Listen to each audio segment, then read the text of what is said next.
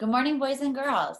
Today we're going to do lesson 11-1. I can interpret data using line plots. Emily went fishing. She plotted the lengths of 12 fish caught on the line plot shown below. What was the length of the longest fish caught? What was the length of the shortest fish caught? So, Ms. Schultz, what is this question asking us to find? So I need to find the length of the longest fish caught and the length of the shortest fish caught. Great. What do you already know? I know that Emily caught 12 fish and she plotted the lengths of each fish on the line plot below.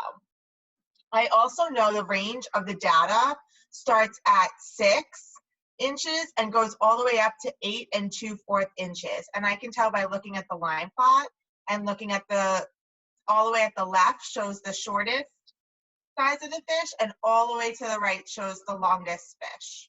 Oh, great. That looks like it's because the numbers are increasing. Yep. I think our Bitmojis are trying to tell us something, that a line plot shows data along a number line. So each dot above a point on the line represents the number in the data set.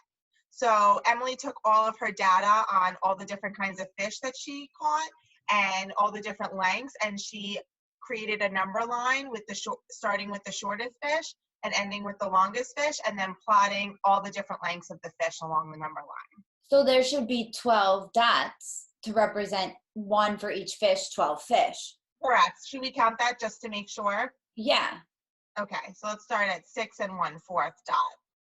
1, 2, 3, 4, 5, 6, 7, 8, 9, 10, 11, 12. So there's 12 there. fish.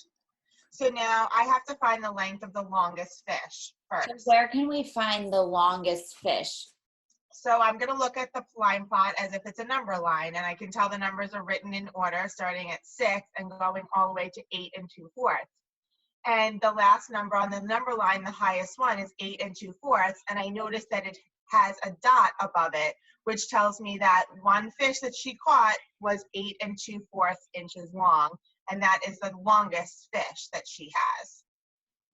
So the longest fish is going to be 8 2/4 inches.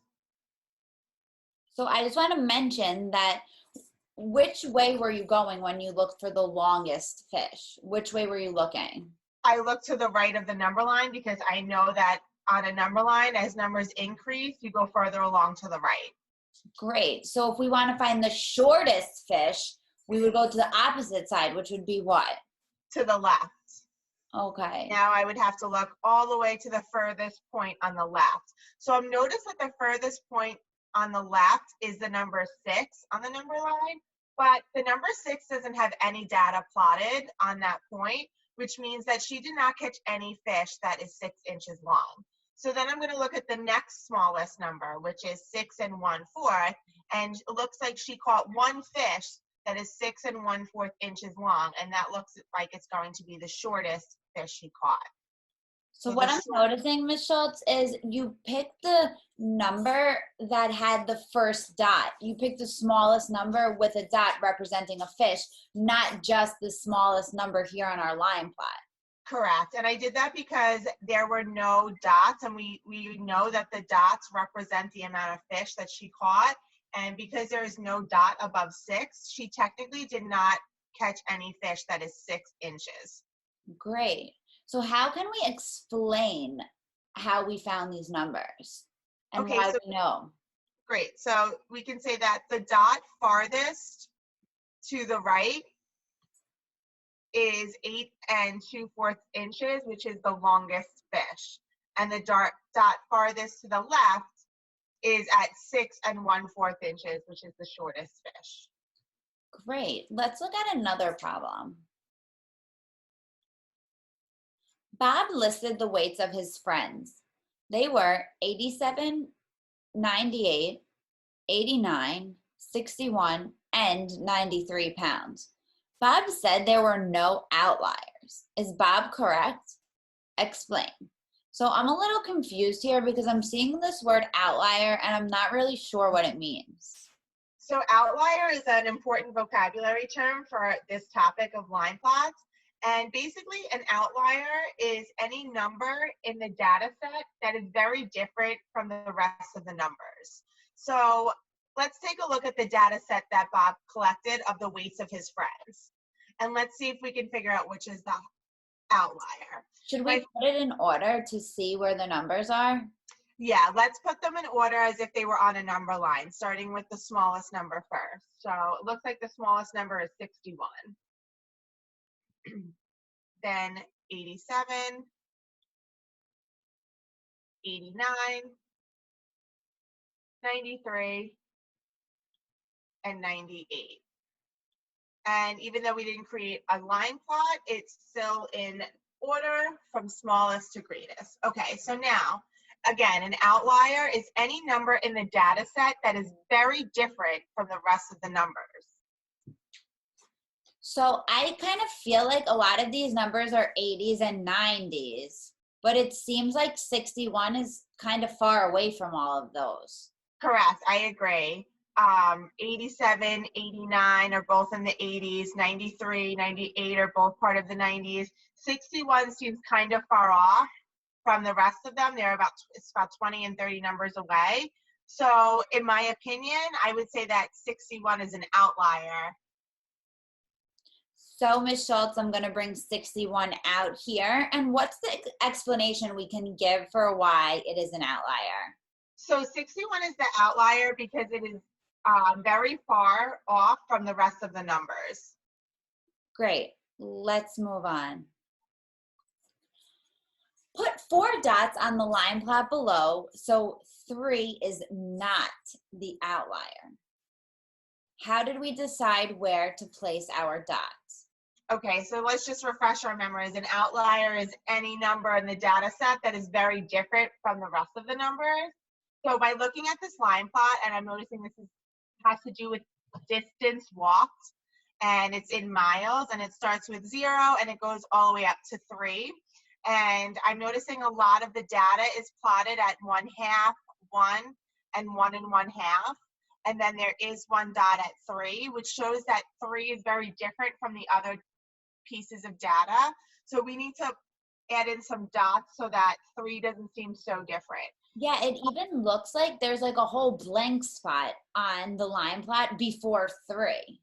Yeah, and to make 3 not an outlier, we would have to put some data in between 1 1/2 and 3 to make 3 feel more a part of the group.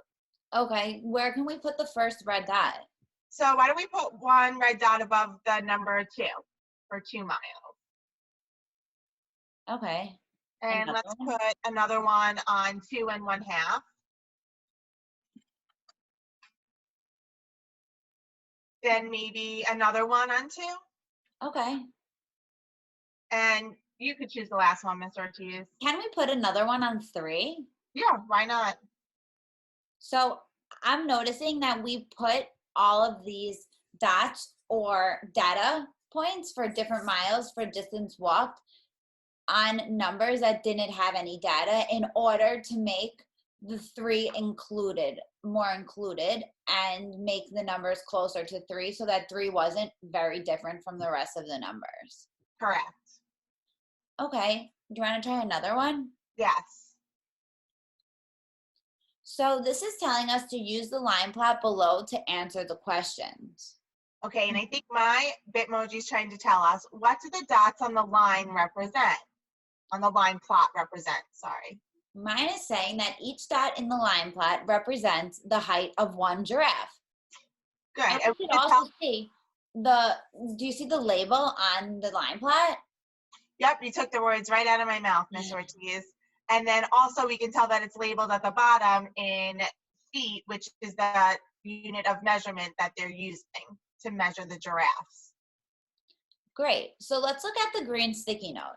It says, how many giraffes are 14 feet tall? So how could we figure that out, Ms. Schultz? Okay, so they want to know how many giraffes are 14 feet tall. So I can look at my line plot and I can find the number 14.